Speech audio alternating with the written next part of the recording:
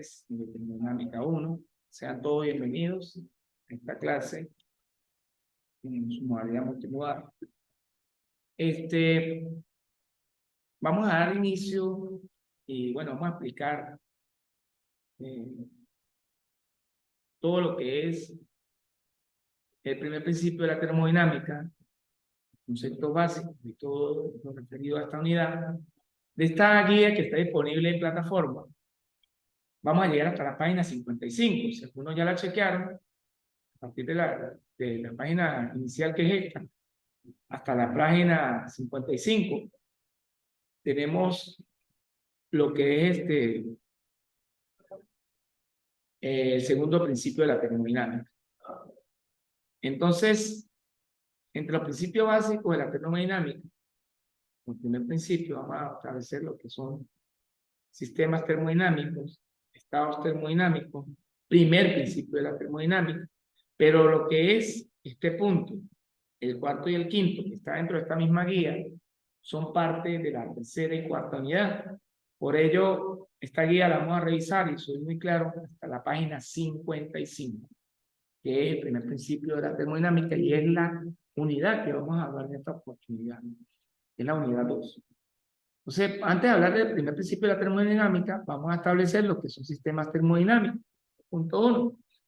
Vamos a tener lo que son propiedades termodinámicas, que son las propiedades extensivas e intensivas. Ya de esto tocamos algo en el primero, que las propiedades extensivas no dependen de lo que es la materia, y las propiedades intensivas sí dependen de lo que es la materia como tal.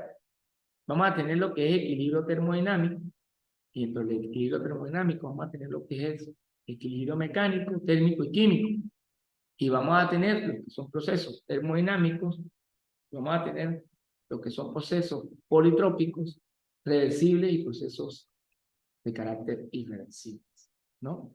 Vamos a tener lo que es función de estado, ley cero de la termodinámica, balance hidrostático, presión y temperatura. Aquí hay un pequeño dibujito, a mano para ilustrar, una taza de café, donde tenemos un sistema, tenemos materia y energía, que es lo que es lo que libera el humo. Tenemos el entorno, que son unas galletas, y tenemos materia energética, que es el café como tal. Entonces, vamos a dar inicio, ¿sí? Ya de termodinámica ya nos ha hablado, pero aquí vuelvo a retomar que la termodinámica es la rama de la física que describe los estados de equilibrio de la materia a nivel microscópico. Eso ya lo vimos en la primera unidad. Entonces, es una teoría fenológica desarrollada a partir de razonamientos deductivos que estudia los sistemas reales sin moldear y siguen un modelo experimental.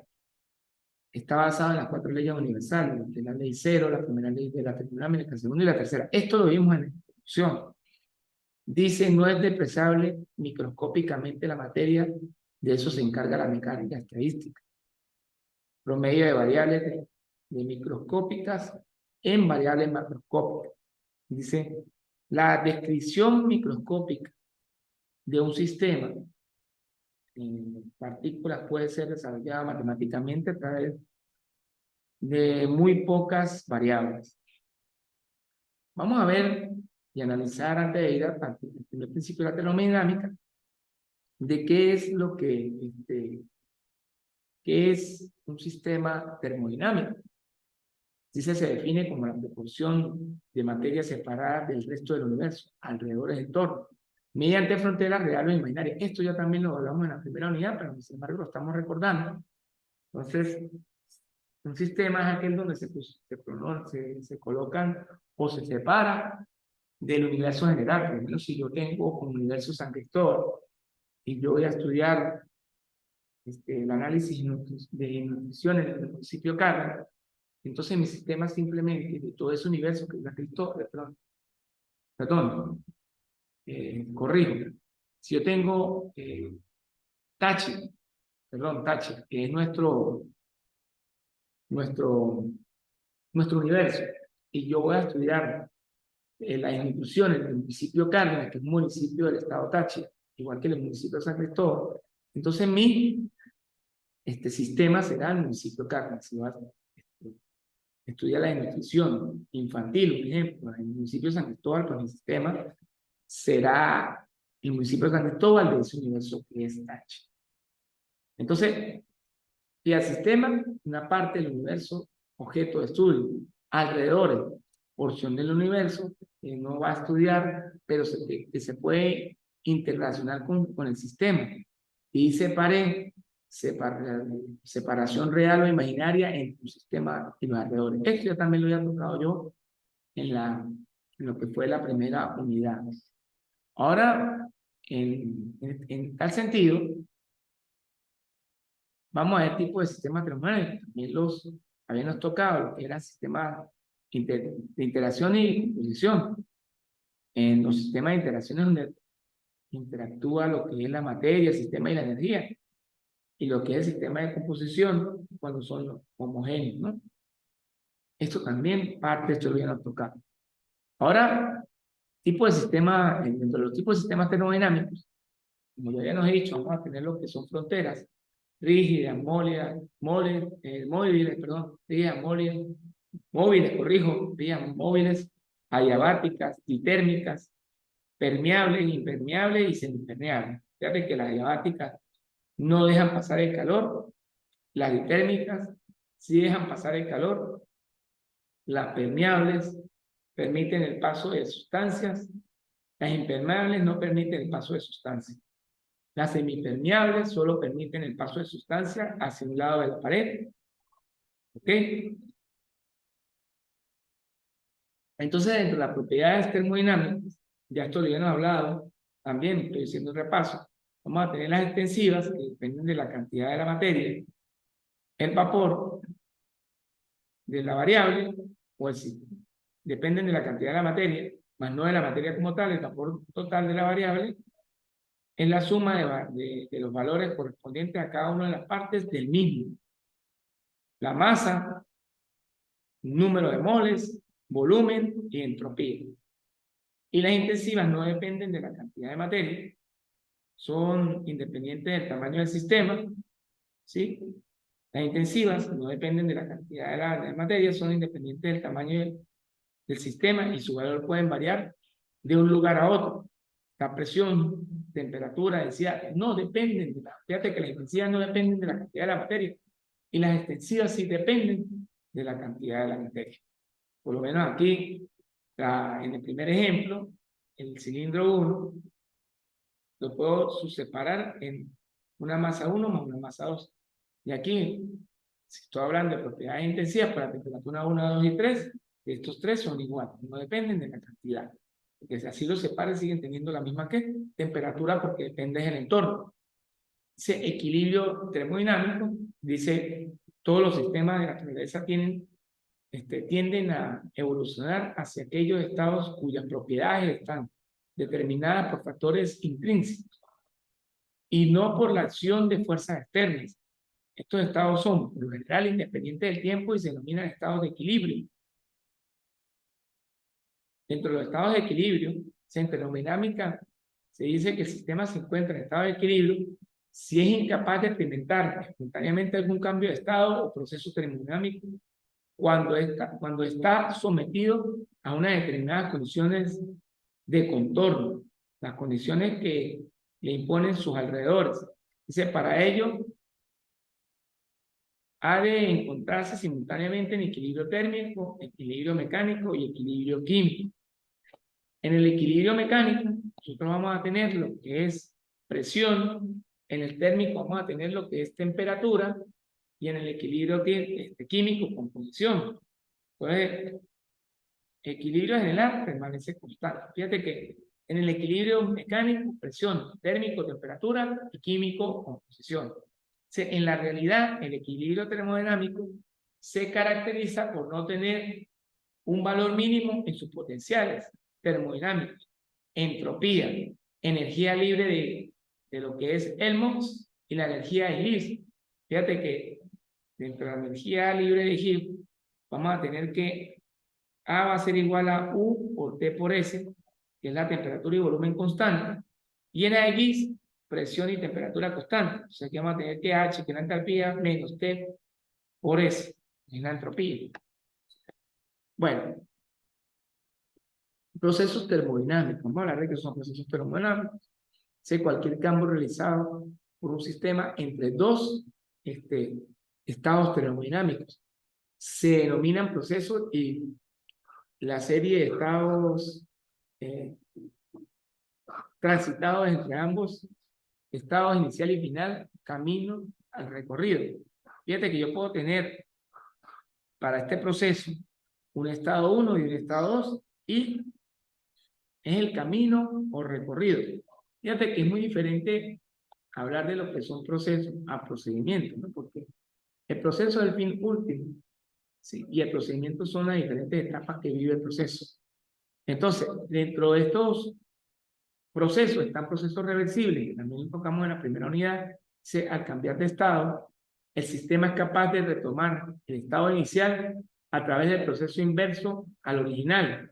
Es decir, transita de forma indefinidamente lenta, permanece en equilibrio con el entorno por los mismos estados que ocupó en el proceso original. Y ser reversibles para retornar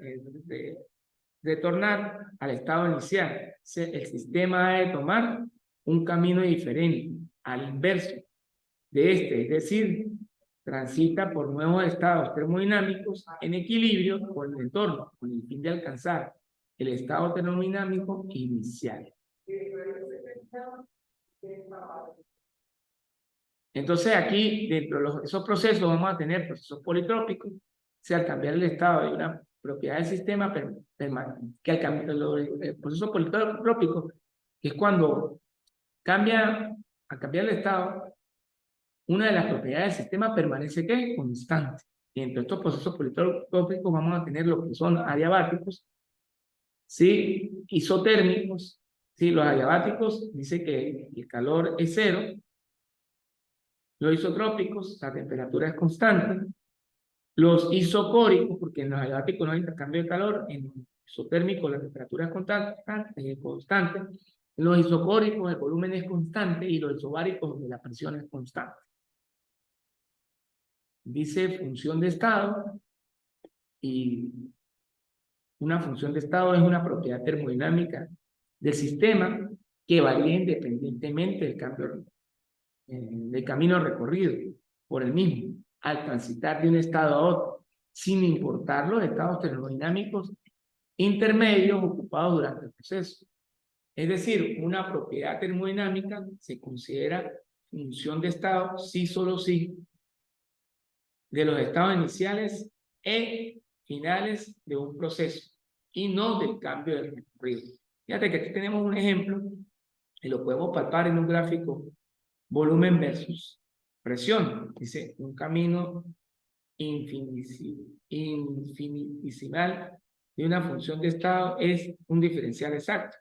Entonces, para ir de 1 a 2, yo puedo ir por aquí, o puedo ir por aquí, o puedo ir por dónde. Por aquí, de 1 por la parte B, por la parte C o por la parte A. Entonces, si yo voy a definir esta función de estado, la puedo definir como la integral de 1 hasta 2 por el diferencial de lo que es la propiedad, por el diferencial de la propiedad, al integrarla, hacerle la integral de 1 hasta 2 del diferencial de la propiedad, me va a quedar que es propiedad 1, poder la integral de la propiedad de los límites de integración de 1 hasta 2. Entonces, cuando me va a quedar un diferencial de propiedad o un diferencial exacto o un diferencial de propiedad. Dice, en cambio, si la propiedad depende del camino de recorrido, entonces yo voy a ir de 1 hasta 2 aquí, pero por el camino A, que va a ser diferente de 1 hasta 2 del camino B, que va a ser diferente al camino que yo tomé 3. ¿Vamos a llegar de una distancia a otra? Sí, pero ¿qué es lo que pasa? Que cuando se recorren diferentes caminos, pues el proceso va a ser diferente, pero se va a llegar al mismo. Eso como que diga, bueno, yo voy a ir de aquí a Táriba, pero me voy por Paraguay, por ejemplo, o me voy por la autopista.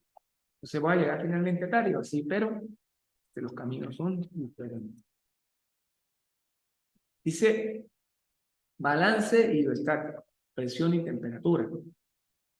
Cuando hablo de esto, fíjate que esta de su C viene lo que es la energía cinética de las partículas. En este caso se va a definir como un medio de K por T. Temperatura, entonces indica dirección del flujo de la energía. Y presión se va a definir como un medio de la densidad por la velocidad al cuadrado, que es presión. Dice la ley cero de la termodinámica.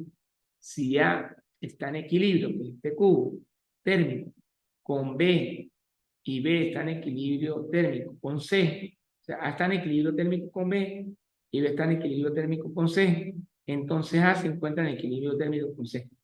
Es decir, ¿qué es lo que está diciendo? Que si todo A está en equilibrio térmico con B, B con C, y pues por supuesto que C va a estar en equilibrio térmico ¿con quién? Con A.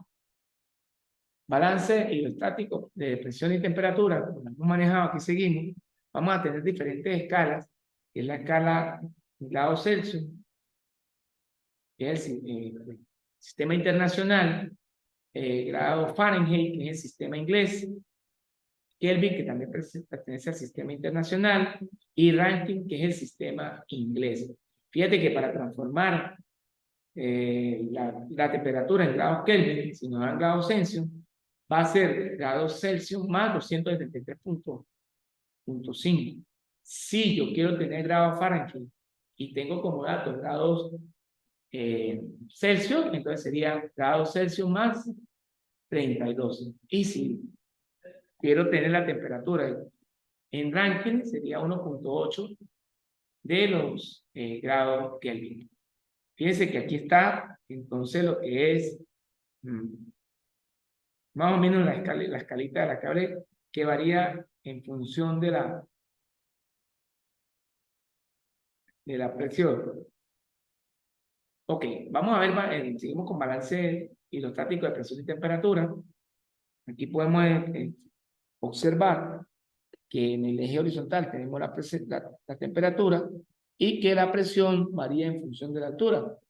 Es decir, si yo tengo una presión exageradamente alta, ¿sí?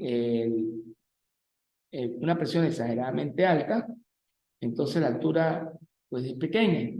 Pero si yo me voy a hacer, tengo una presión más baja, la altura aumenta. ¿Ok? Esta ecuación la describe presión igual a presión inicial por E a la gravedad menos la diferencia de la altura total menos la altura inicial entre R por T. Aquí tenemos un ejemplo más o menos dado en este dibujo, ¿no? Dice, continuamos con el punto número 2, donde vamos a hablar de lo que es estados termodinámicos, donde vamos a hablar de lo que son sustancias puras, fases, presión y temperatura de saturación, calor latente, equilibrio de vapor, tabla de propiedades y expresiones de estado. Aunque esto también lo tocamos a alguna parte en la primera. Vamos a ver qué son sustancias puras. Esto también lo tocamos ya en la primera unidad, pero es parte de esta unidad también. Y hay que repasarla. Todas las sustancias homogéneas y de invariable composición química, aquellas que no pueden descomponerse mediante procedimientos físicos. Es posible que las sustancias puras se descompongan mediante reacciones químicas. Si se descomponen en más de un elemento químico, se dice que la sustancia es pura compuesta cuando se descompone en más de un elemento químico. Y fase de una sustancia pura. Existen 3 fases principales para una sustancia pura. Estas son sólidas, líquidas y gaseosas. Aquí podemos ver que cuando yo voy de sólido a líquido se llama fusión. Cuando yo voy de líquido a gaseoso se llama vaporización. Cuando yo voy de sólido a gaseoso se llama sublimación. Y el ejemplo de esto sería el hielo seco. Pasa de sólido a gaseoso. Cuando yo voy de líquido a sólido se llama solidificación. Cuando yo voy de gaseoso a líquido se llama condensación. Y cuando yo voy de gaseoso a sólido se llama sublimación inversa. En este caso, pues no es muy poco común ver de gaseoso a sólido, ¿no? El más clásico que es de gaseoso, de sólido a gaseoso es el hielo seco, que no pasa por estado líquido, sino que directamente pasa a gas, pero por los momentos no recuerdo, o no he visto uno aquí, que sea de gas a sólido directamente. Bueno, pudiese ser el nitrógeno. No, pero es que el nitrógeno está en el estado líquido.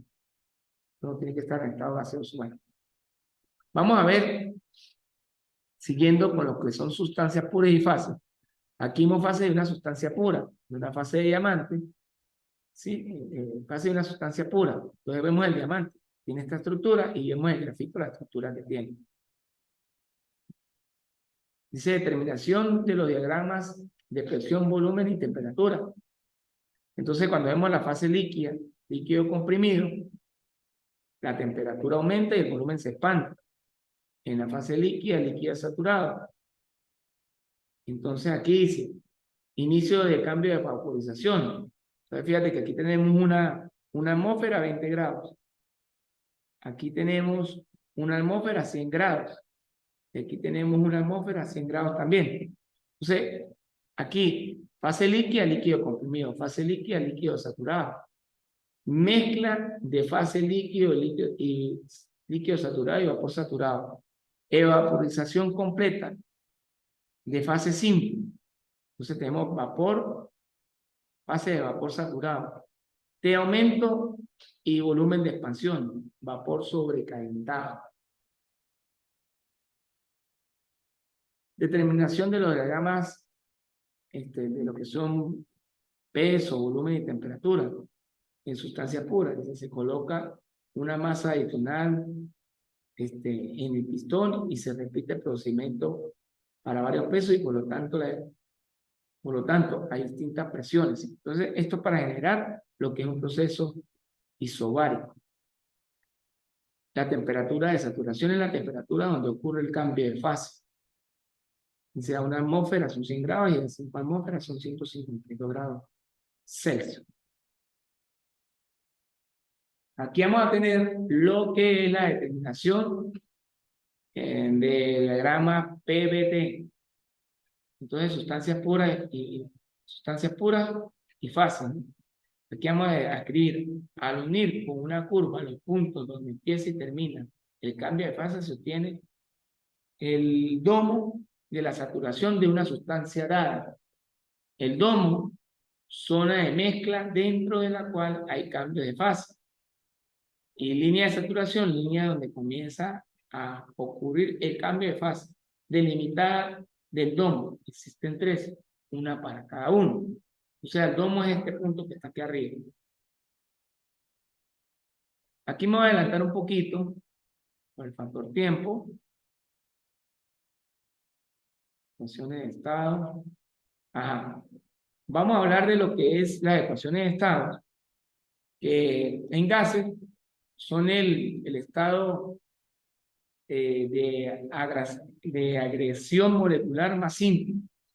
Llenan completamente el recipiente de los contenidos, ¿sí? Son totalmente solubles, entre otros. Ecuación de estado, entonces la ecuación que relaciona las variables que describen el estado físico del sistema. Ecuaciones de estado para un gas. Propiedades de gas puros. 4, pero con solo 3 especificaciones de estado del sistema. Fíjate que dentro de las ecuaciones de estado está la ley de Boyle de 1661. Este fue el año en que la creó, relación presión-volumen. Dice la ley de Boyle establece que el volumen de una cantidad determinada de gas a una temperatura constante es inversamente proporcional a la presión. O sea que el volumen que iguala a la constante es igual a 1 entre P, o la constante va a ser igual a P por la presión. El valor de la componente depende de la temperatura y de la cantidad de gas que hay en la muestra. Aquí podemos ver más o menos que es inversamente proporcional, es decir, si la presión aumenta, el volumen disminuye. Si la presión aumenta, el volumen disminuye. Cuando la presión aumenta, el volumen ¿qué? Va a disminuir. Hasta que claramente que tenemos un recipiente o un pistón con un volumen 1, y cuando yo le coloco un peso, una pesa, entonces, de 1 kilogramo, qué sé yo, y le coloco una que pese 3, 1 más 3 es 4. Entonces, la presión, según la ley de Boiler, hace que aumente, pero el volumen disminuye dentro del camarín, ¿no? Eso se ve mucho por lo menos en los pistones de carros, ¿sí? En el pistón internamente, cuando está lo que es la combustión interna, en el motor de ciclo Otto, que cuando la presión aumenta, el volumen dentro del camarín, de la mezcla aire-combustible, disminuye. Entonces hay un ejemplo claro de la ley de Boyle. Ley de Charles, Gay-Lussac, fue creada del año 1802 al 1811. Fíjate que la ley de Boyle relaciona lo que es presión y volumen, y la ley de Gauss-Lussac relaciona lo que es temperatura más volumen. Dice, el volumen es una cantidad fija de gas a presión constante, es directamente proporcional a su temperatura absoluta. Al duplicar la temperatura, el volumen del gas también se duplica. Fíjate que dice que es directamente proporcional, no es inversa. Dice que a medida que aumenta la temperatura, también aumenta el volumen. ¿Sí? Dice, a medida que aumenta la temperatura, también aumenta el volumen del gas. ¿Ok? Ahora, principio de Avogadro. Esto es muy importante, que es la relación de cantidad y volumen. Este principio fue creado en el año 1811 y que relaciona o dice a una presión y temperatura dada los volúmenes de gases que reaccionan entre sí y están en proporciones de números enteros pequeños. Por ejemplo, dos volúmenes de hidrógeno gaseoso reaccionan con un volumen de oxígeno gaseoso para formar dos volúmenes de vapor de agua. Esto sería lo que es la mezcla H2O, pero dos veces. Entonces tenemos una molécula de 2 veces de hidrógeno más O2 de oxígeno, una molécula de 2 oxígenos, y nos forma el H2O, 2 gaseoso.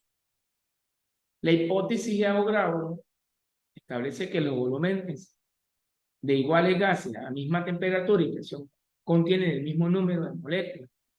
Es decir, un mol es equivalente a 6,02 por 10 a la 23 moléculas de gas, y un mol también es equivalente a 22,4 litros de volumen normal. Fíjate que este número de Avogadro, ¿sí? El más utilizado es que un mol contiene 6,03 por 10 a la 23 moléculas de gas. Dice que también un mol se puede, o es igual a 22,4 litros, que es volumen molar o normal. Y este número también esta relación establece que el volumen 1 entre lo que es el número de Avogadro 1 es igual al volumen 2 entre el número de Avogadro 2, ¿sí? Entre N2. Bueno,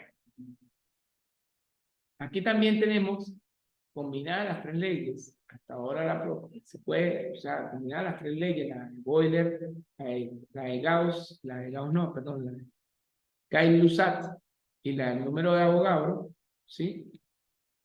Tenemos ahora las propuestas para escribir una general, que es la ecuación de estado como tal. Y esa se va a definir como P por B o la masa por R por T. Sí, donde R es una constante universal de los gases y depende de las unidades de PB y de T. Comúnmente solo se usa R.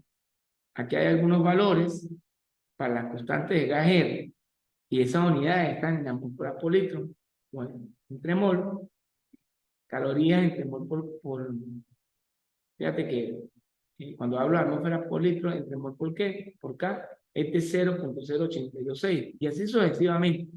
Dice, la densidad que va a ser P entre la constante por T explica por qué el aire caliente es menos denso el aire frío.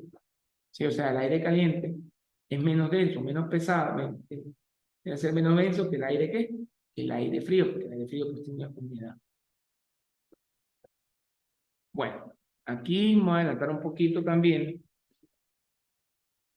para hablar lo que de pronto es materia de la unidad 2, quiere decir que lo otro también es complemento de esta unidad 2, pero que es el primer principio de la termodinámica.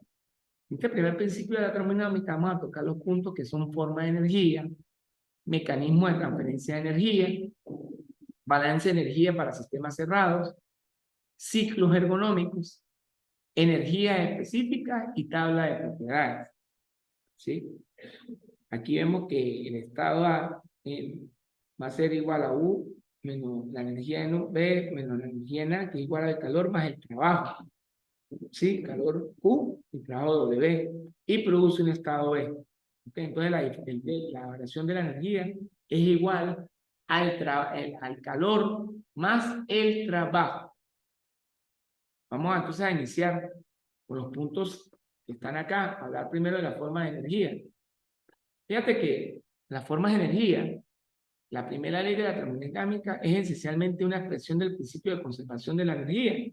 Recordemos que nosotros en la primera, cuando vimos la introducción a lo que fue termodinámica, hablamos del principio físico de conservación de la energía, que este principio dice que la energía no se crea ni se destruye, solo se transforma. Se dice, por eso es que aquí cita y dice que es esencialmente una expresión del principio de conservación de la energía. La energía puede ser transferida, usada. La energía puede ser transferida, usada. La frontera de un sistema cerrado en dos formas, en calor y trabajo. ¿Sí? O sea, que se puede usar una frontera a través de ¿qué? Del calor y ¿qué?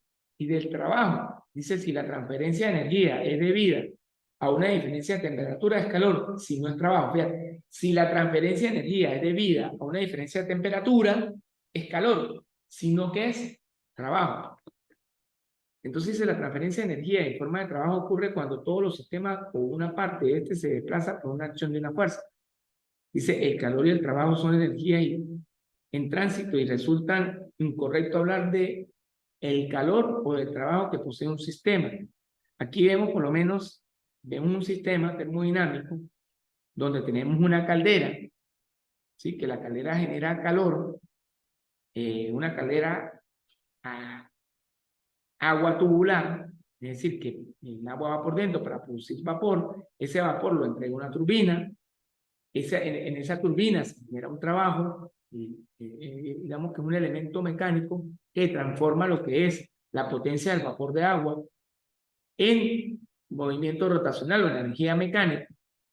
Entonces aquí vemos la primera, esta línea apuntada, indica que estamos cerrando un sistema para aislarle de alrededor. Fíjate que cuando entra a la turbina produce un trabajo. Luego que sale ese vapor de agua y ese trabajo entregado, un eje, y ustedes están anclados a un generador, ese vapor de agua abandona la turbina y entra un condensador. En ese condensador estamos viendo lo que es el cambio de estado de lo que es la fase gaseosa, fase líquida, que se llama condensación, ya lo vimos en el examen anterior, pero cuando se genera esa condensación se libera un calor y ese calor liberado va a lo externo, ¿sí?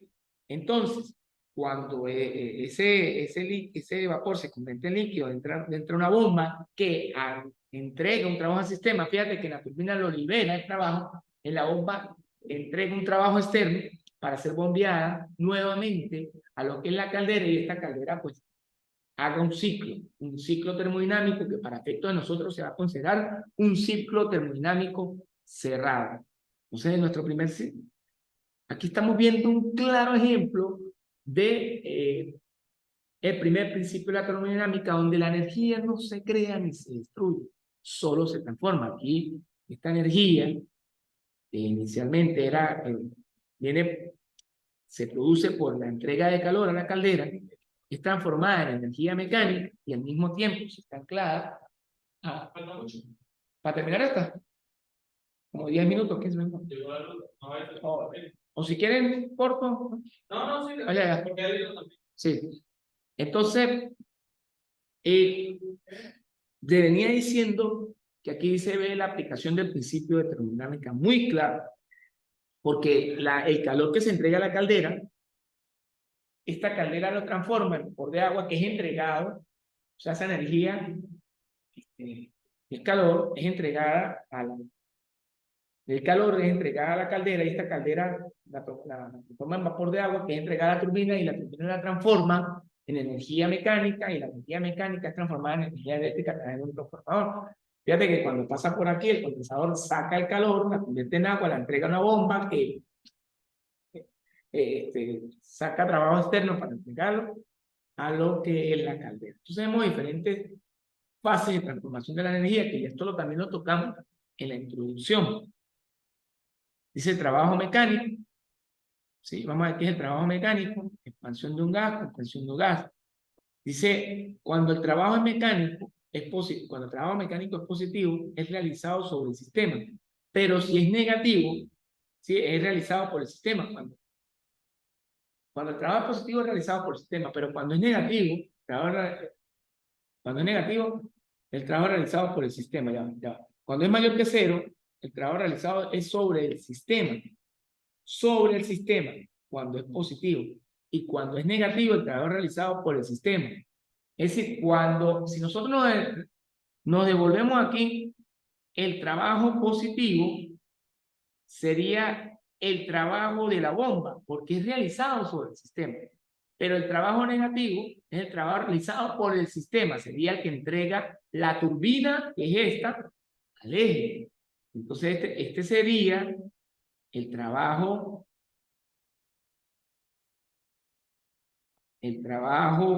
positivo, y lo voy a señalar en azul. En azul sería el trabajo ¿qué? Negativo. Lo está produciendo ¿qué? El sistema.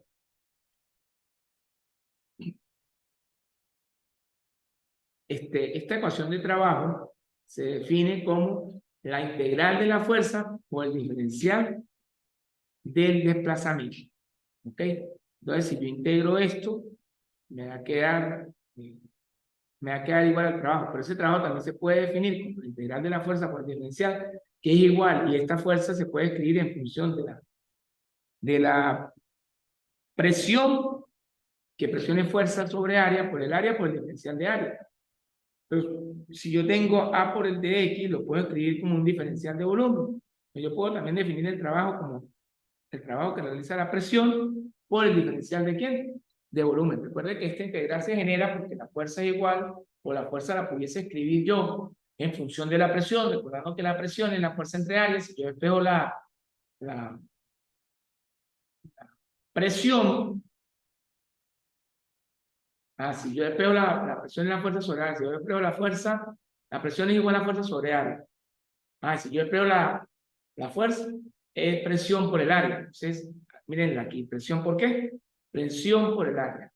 Recuerden que si pronto no lo ven, esta fuerza la estoy escribiendo como presión por el área, recordando que la presión es igual a la fuerza entre ¿quién?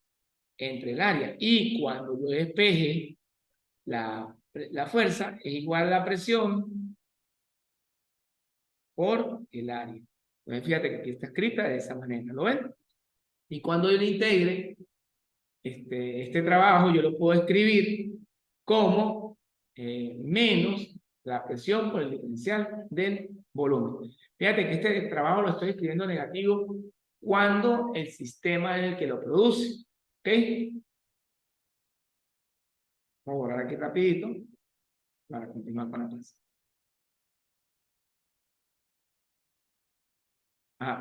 Vamos a hablar ahora de qué es calor.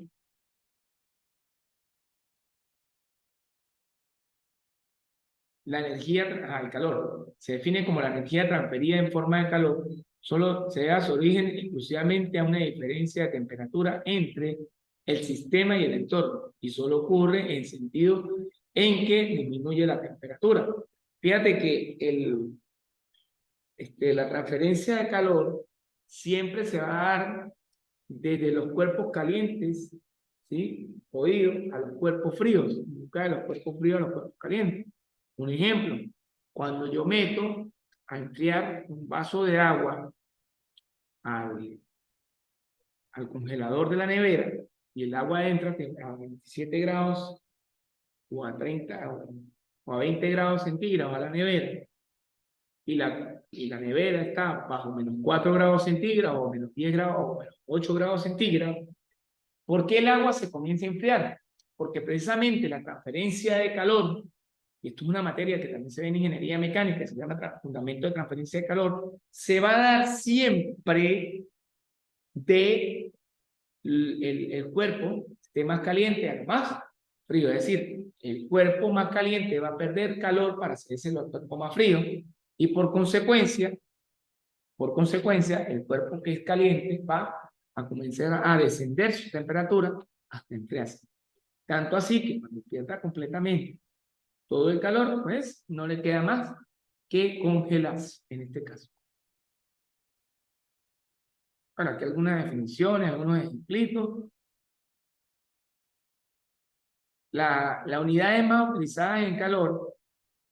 Fíjate, algo importante aquí que se me iba a escapar a hablar. El calor. Dice, el calor es la energía en forma microscópica transferirse. Dice, calor positivo, cuando el calor es positivo, es el calor absorbido. Y cuando el calor es negativo, es el calor que cedido. Un ejemplo muy común lo podemos encontrar nosotros en los vehículos de combustión interna, específicamente en los ciclos Otto o ciclo diésel, más que todo en el ciclo Otto, que es encendido por chispa, que el 60% o el 100% de energía transformada en calor que produce el motor, el 60% lo entrega en calor al exterior, es decir, se pierde muchísimo. Entonces, fíjate que es un ejemplo de calor negativo, cuando el calor lo cede el sistema, y cuando el calor lo gana, entonces es un calor que absorbe, un calor positivo. ¿Ok? Cuando el calor lo recibe el sistema, digamos. Aquí vemos que la unidad de calor se definen en joules también. Dice la unidad más común en termodinámica es la caloría. A pesar de que es joule, también la podemos escribir en función de caloría. Por definición, una caloría es la energía que se requiere para incrementar la temperatura en un gramo de agua en 1 grado centígrado. Por lo menos aquí tenemos que 1 kilogramo de hierro de 20 a 30 grados, entre 20 y 30 grados centígrados, tiene 4,5 kilojoules. Pero un mismo kilogramo de agua de 20 a 30 grados centígrados, ¿sí? Tiene 41,8 kilogramos de joule. Fíjate que 1 kilogramo de hierro, corrijo, de 20 a 30 grados centígrados contiene 4,5 kilojoules, pero el agua entre 20 y 30 grados centígrados tiene 41,8 kilojoules. Y es lo asombroso, la cantidad de calor que puede absorber el agua a diferencia del hierro. ¿No? En este caso, en este sentido, entre 20 y 30. Entonces, dice aquí esta ecuación que es el calor específico, que se define, dice, diferentes cantidades de energía son requeridas para elevar la temperatura de diferentes sustancias en un mismo rango de temperatura. Este calor específico es el calor entre M por la diferencia de la temperatura, la masa por la diferencia de la temperatura. Fíjate que las unidades son calorías entre gramos por grado centígrado o joule entre kilogramos sobre centígrado.